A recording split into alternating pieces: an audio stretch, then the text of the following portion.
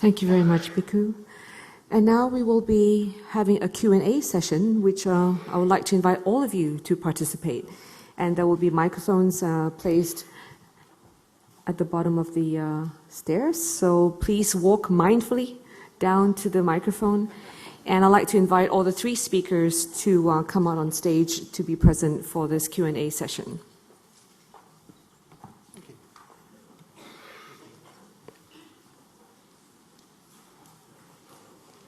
So we have definitely heard a lot about the different definitions of mindfulness and the application of right mindfulness and the consequences of using the term mindfulness in the wrong way, and also in applying mindfulness in the wrong way. So hopefully that has provoked some of your thoughts and to, in fact, come up to question and even challenge.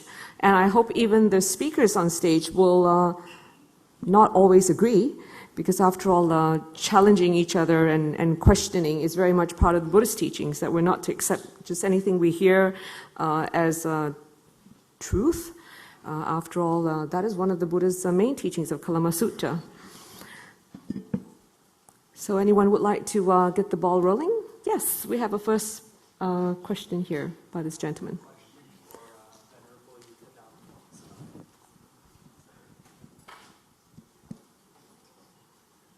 Hello.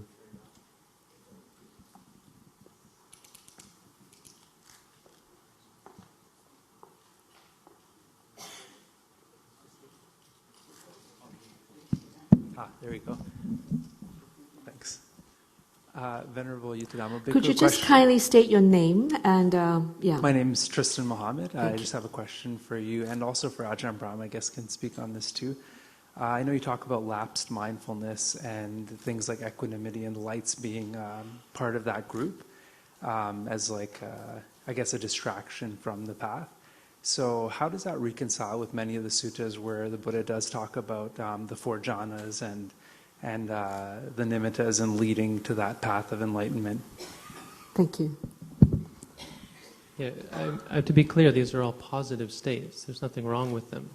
The problem is when they lead you to be unmindful, when instead you start with lights, for example. I mean, it's very common for a meditator to see images and they'll get distracted by them and start to say, oh, I wonder where that leads. And the thing about images, they're conceptual. They can become whatever you want, and suddenly you're seeing dragons, and then you're suddenly seeing demons, and then suddenly you're caught up in a hell state, you don't know where you are. I mean, it is possible to get distracted. I mean, this isn't something I came up with. This is in the ancient texts. So certainly it has no reflection on the idea that the jhanas are important. But the thing about the jhanas is they're very specific and focused states. They're with the guidance of a teacher to keep you on track. With all these states, they're certainly considered to be a part of the practice, which is why it's different from unmindfulness. The point is, these things can distract a person and cause them to be unmindful. Thank you, Bhante. And I think you asked Ajahn Brahm as well to clarify this question. Okay. So. I always like to focus that one of the prerequisites, the foundations of every of the four satipatthanas are vivicaya kamehi, vivicaya akusalehi dhammehi, which is described in the commentaries of both the Maha Satipatthana and the Satipatthana in the Majjhima Nikaya as overcoming the five hindrances. In other words, when you have the five hindrances which stop you being peaceful and also just pervert perception, block your wisdom, that there it is said very clearly, they're only overcome, through the jhanas. And so it's the jhana's job of actually clearing the mind of what causes some of the wrong views, which keeps the old views really strong and going, which is you see what you want to see and you can't see what challenges you.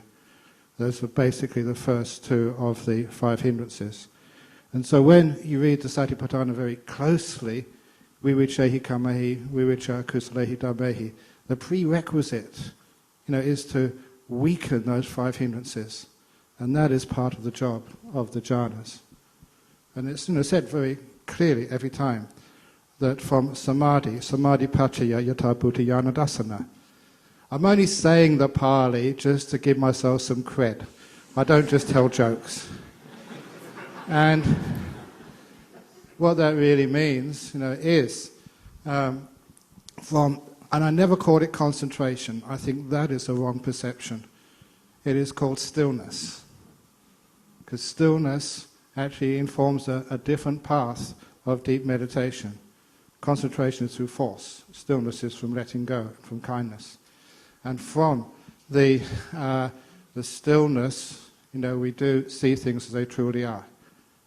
Samadhi, paccaya, yata buddhayana dasana. From the stillness, we see things as they truly are, not from sati. And I always like to quote also the Manibhadravaka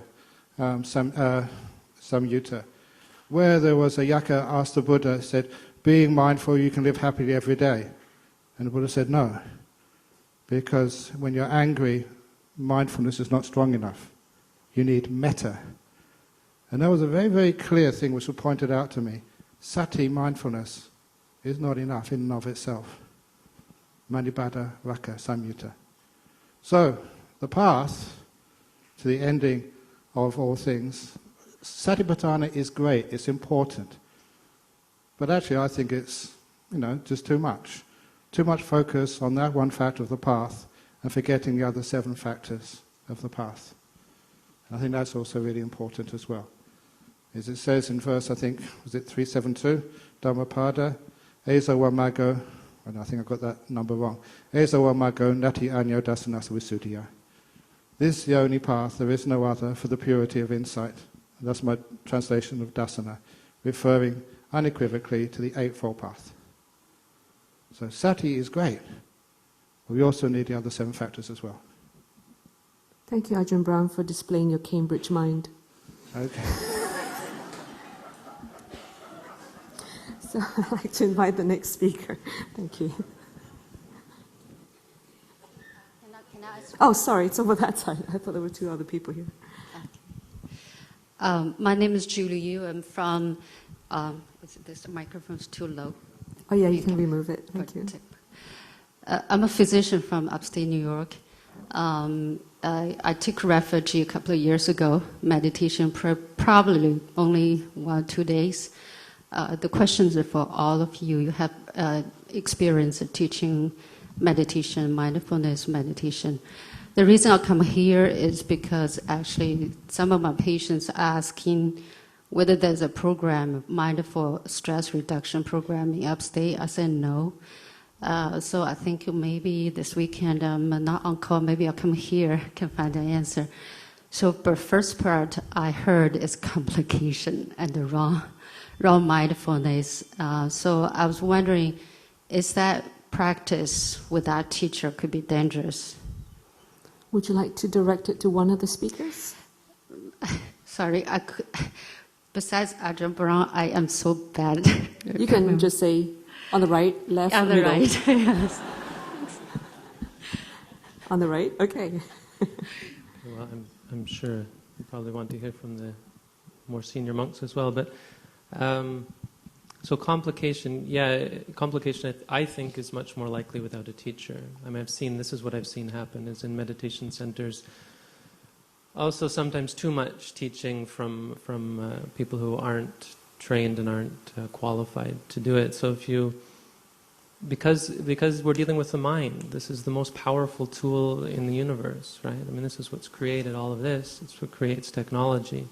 The mind is more powerful than anything else, and powerful means dangerous.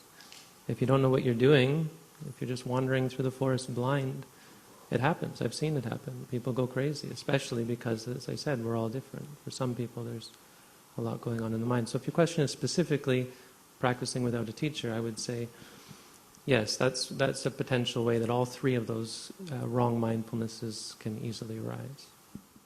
Regression, giving it up, getting discouraged, stagnation, where you just practice for years without getting anything, and complication, where you actually hurt yourself through the practice. Thank you. That is a common question.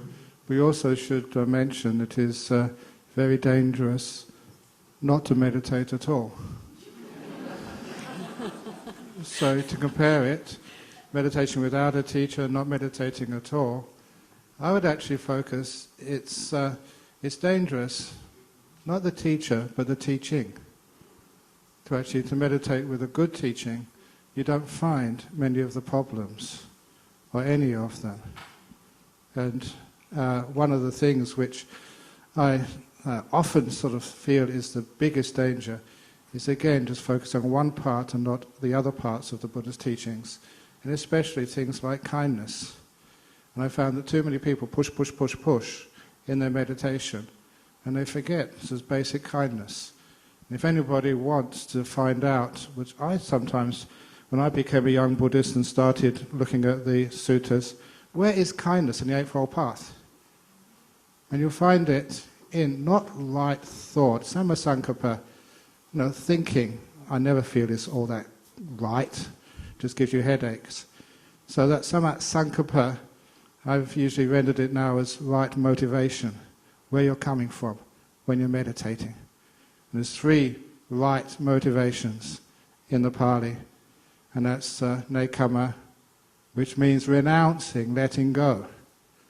Not trying to attain something or get something. That's what my teacher kept on telling me again and again. We meditate to let go, not to get somewhere. So nekama. And the next one was avyapada, no ill will. Avyapada is a synonym, same meaning as metta, compassion. It's right there in the middle of the second factor of the Eightfold Path. And the third one was ahingsaka, not doing any damage, gentleness. So if you can focus just on that part of the Eightfold Path as well, which is important, that if we forget that, or if we don't include that into our mindfulness practice, of course that's going to cause a lot of danger. If you're meditating to try and get somewhere, it's more different type of greed. What the Vajrayana monk Trungpa said is spiritual materialism. A beautiful word. I didn't agree with much of his livelihood, but that was a great insight, spiritual materialism. Be careful of that. And of course, the kindness. You don't go around hitting people on the back or forcing people to sit for hours and hours and hours with pain. That breaks some very fragile minds. And also being very gentle. That was something which you felt was important in Buddhism. We should apply to our meditation practice as well. And that gives a huge amount of safeguards. So I would say, yeah, it is some possibility of dangers without a teacher, but it's more important that we have a good teaching. Thank you. Thank you for the wonderful teaching.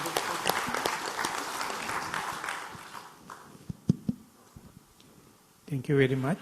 So according to the answers given, no meditation, with the teacher, and the alternative for me was reading books and listening to others. So likewise there's another alternative also that is also very famous present day. So when I was in Burma, that question came to Pandita Sayadaw. He told not going anywhere is the no meditation. Going with the map is the going with the books. And going with the guided, living guide is the going with the teacher. So he says, go with the book is the most people are doing, but if you are in the wrong path, the map won't tell you you are on the wrong path. But if you are going with the guide will teach you, but guide is very expensive. So exactly the same, when I became, and I wanted to go there, another foreign monk only taught me, being I am a born Buddhist, just like Ajahn Brahm, Venerable Dhammika Travasti. And when he was teaching, he never assumes the teacher's role.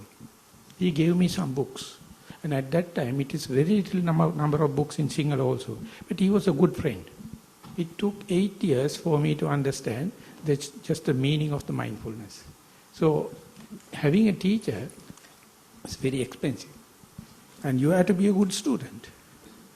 And that is the way it is happening. But anyway, for the last 30-40 years, I find there are a lot of, not a lot, but fairly a number of good teachers are there. So, but have a trial and error, and you must have the method to verify whether it's a concept or reality. It is up to you. By your trial and error also you can do.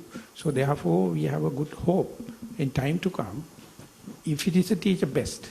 Don't do away taking this as an excuse. There are some good talks, there are some good books, and you can do.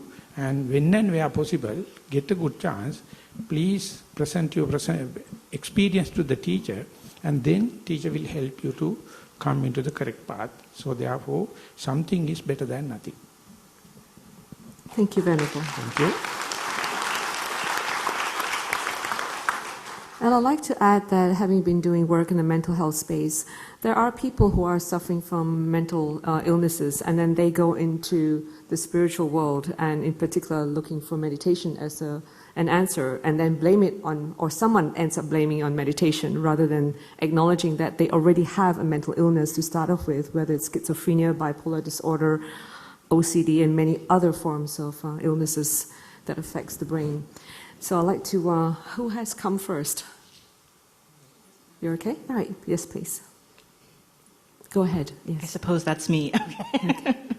My question is for, well, first of all, thank you so much to all the Venerables for coming this morning and delivering such inspiring words. But my question is more so directed towards Ajahn Brahm.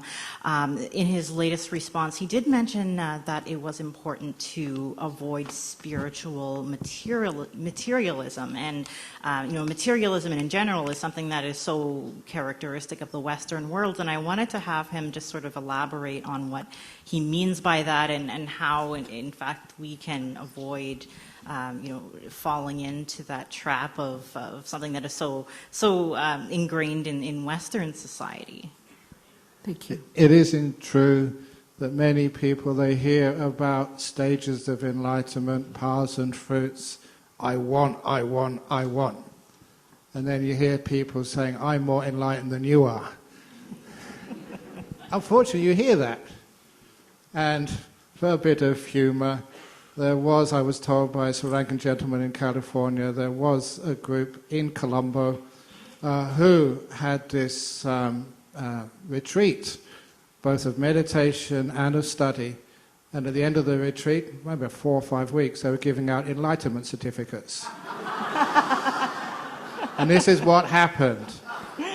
There was a really, really sweet, old, devout Sri Lankan auntie, from the upcountry, visiting her family in Colombo, and they said, what can we do to sort of give a nice gift to our auntie?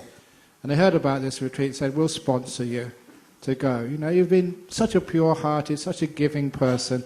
You should do the other part of Buddhism as well, some meditation and some study. So she agreed. And at the end of the retreat, the organizers came up to her and said, Auntie, we're so pleased to tell you that we have decided that you are done really, really well, that you are now a stream winner, a soul one. And they gave her a certificate, which is an amazing, if it's a real soul one, first stage of enlightenment, that's incredible. And as soon as she was given the certificate, she got really upset and angry. So why are you angry at us, Auntie? This is a wonderful thing. You should be so joyful. You got the first stage of enlightenment. And she said, you don't remember me, do you? I was here 5 years ago, and you gave me a non-returner certificate. You've demoted me.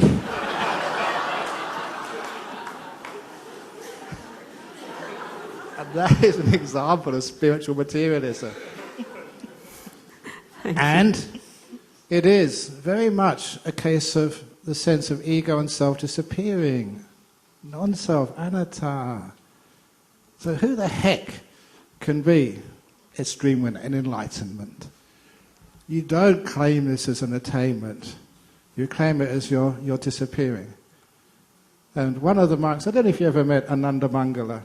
He was a very unconventional monk. He was around at the time with Venerable Narada, Piyadasi, and Sri Dhammananda. He was a very unconventional monk. And when he was asked if he's enlightened, he gave this brilliant answer. He said, well, I'm not fully enlightened, but I'm highly eliminated.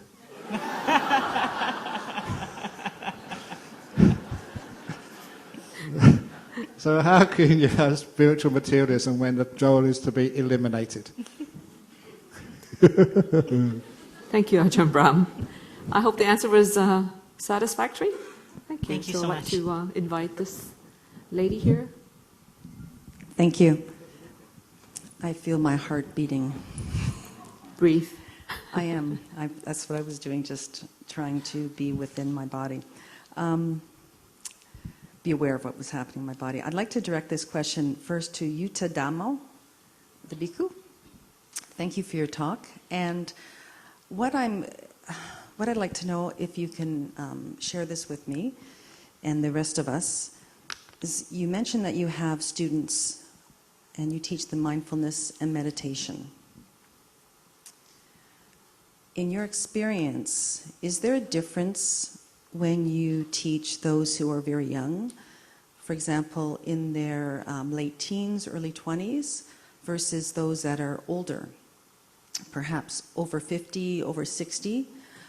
I'd be very curious to know and interested to know what your experiences are with that, and also if you have any tips or guidelines for teaching individuals in those age groups.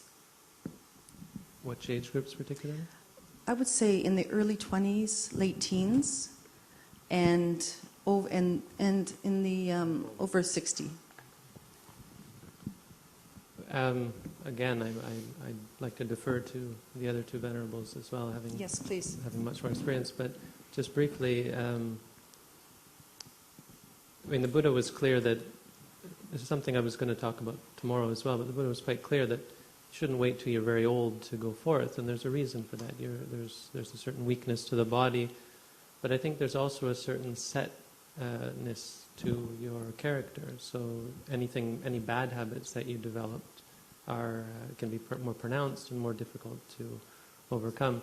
On the other hand, of course, young people don't have this sort of sense of composure in some of life's experiences.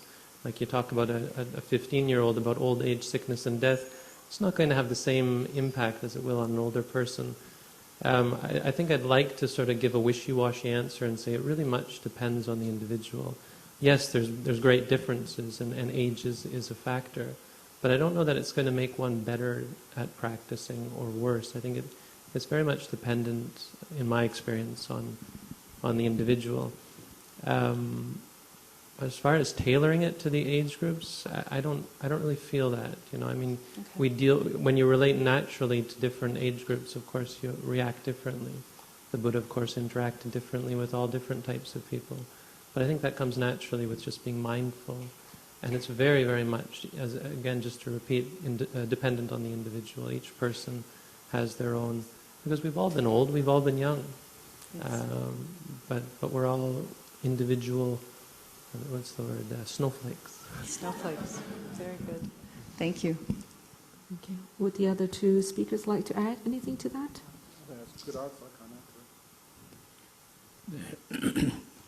Regarding the introduction of mindfulness at the age base, in my experience, we have, up to the last year, giving mindfulness to the people coming often before over 60, or sometimes we get between 40 to 60 type, and very difficult to convince the value of mindfulness, even though they have frustration and mental diseases kind of thing.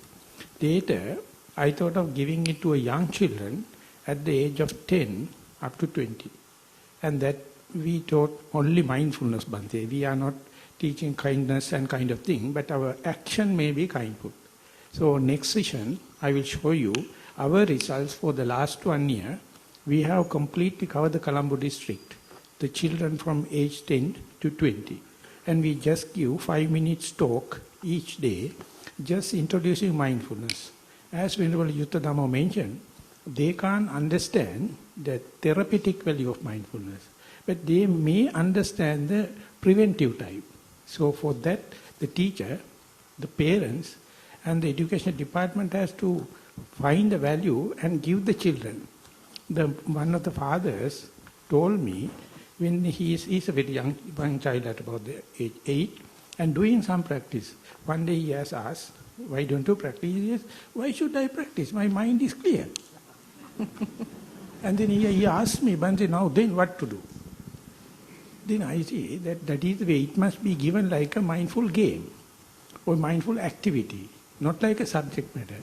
So yes. Now we are collecting a bank of mindful activities or we call mindful games. And associating Ajahn Brahm, I thought of introducing this kindful action or random action of kindness, that kind of thing, to how to make it welcoming to the children. So that is what my message to the parents, my message to the schools. How can we introduce mindfulness in the preventive way rather than the therapeutic? Of course, we have a lot of materials after the mental diseases and corruption and global warming, how mindfulness is working. But if you work it backward towards the preventive part, it is somewhat religious, it is somewhat philosophical. So elderly group, we are in such a critical age now, we know the value of mindfulness in the therapeutic part. We have to learn from the West. I am from Sri Lanka. And how to apply it to the preventive part. And I found it's very, very enlightening the way the children express themselves the meaning of mindfulness. How do they come to know? How do you put into practice? And therefore it is an ongoing process. So I wish to invite Ajahn Brahm also in the next hour session to please come and share with us and give your wisdom how to make it more colorful by blending it with metta or loving kindness and the compassion. So we are on the process. Sorry, if I can just briefly, relating to very young, you didn't actually mention it, but jumping off of Dhammajīva Mahā's comment or words, I made cartoons for kids on how to be mindful, and really just to emphasize that point, that it really, mindfulness is something that is fairly universal. And I showed these cartoons, one of my students showed them to her 3-year and 5-year-old daughters. And I did a Skype conference with them once, and the 3-year-old, or the 5-year-old was teaching the 3-year-old how to be mindful. And they really, how far they got on it, I don't know, but if with the right presentation, mindfulness is pretty incredible. Thank you. I'm really glad. Can I just make one more comment? We have 2 more questions, one from online and one gentleman behind you. Okay. But I'd like to encourage anyone interested in mindfulness for children or young people is to check out Mindfulness in School project. It's a very well-established and widely applied program in the UK, Mindfulness in School projects. They teach .B and Pause B. Thank you. Especially tailored for children. Yeah. So I need to pass the question to Thank you very much. Yes, thank you very much. Well, this is, my name is Eloy Pereira. I'm one of the volunteers and interested in Buddhism. And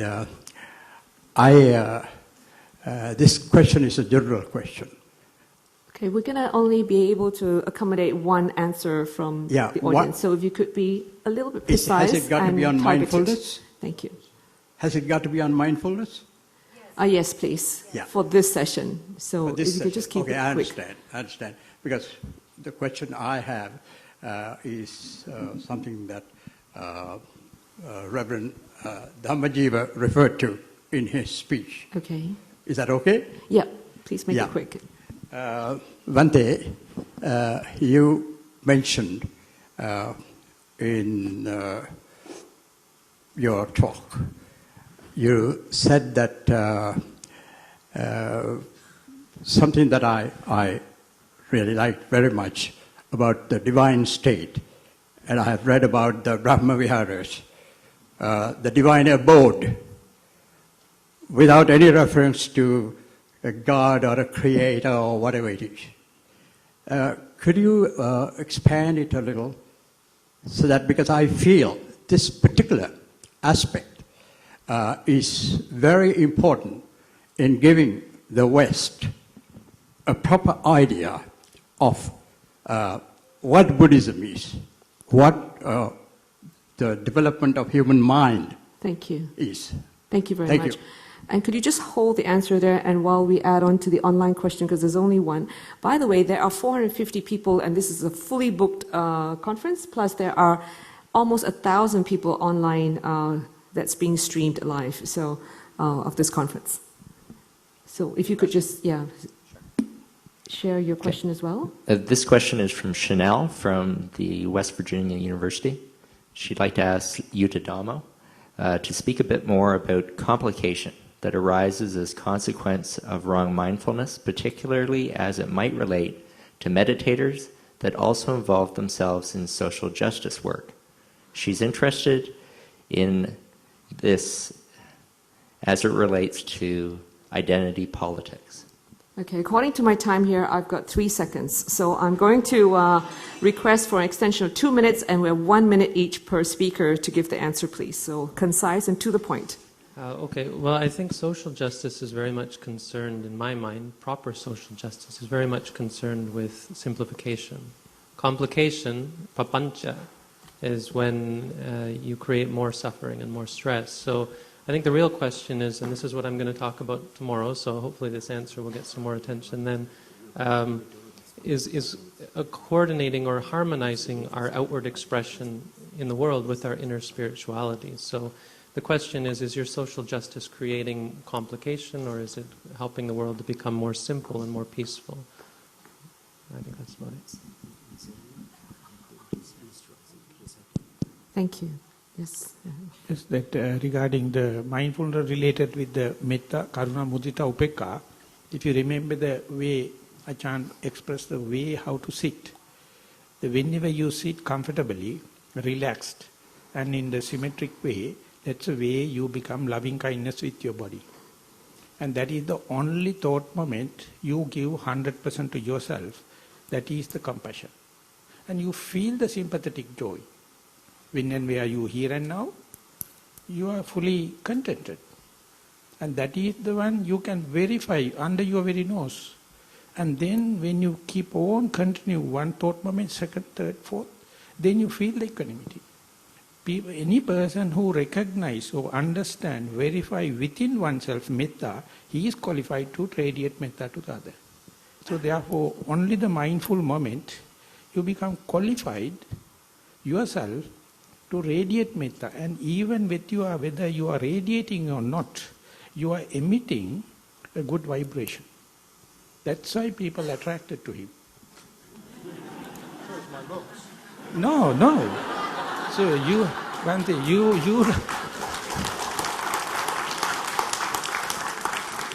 so he looked better earlier. But the way he is acting and everything all the time, he emphasizing mindful, but he is talking highly about the metta, karuna, mudita. But the secret is, he is mindful. Whatever he is doing, no harm. First do no harm, and therefore he loves himself. So invariably he is having a good vibration. And therefore I would say we people are in a conscious army. Each moment you become mindful, you reduce the global warming. You reduce the pollution of the environment. Because your mind is lack of pollution. Reduce pollution. That's all I have to mention. Thank you. Thank you very much. Our deepest thanks to all the 3 speakers, Yuttadhammo Bhikkhu, Venerable Dhammajīva, and Ajahn Brahm. Let's give them another round of applause, please.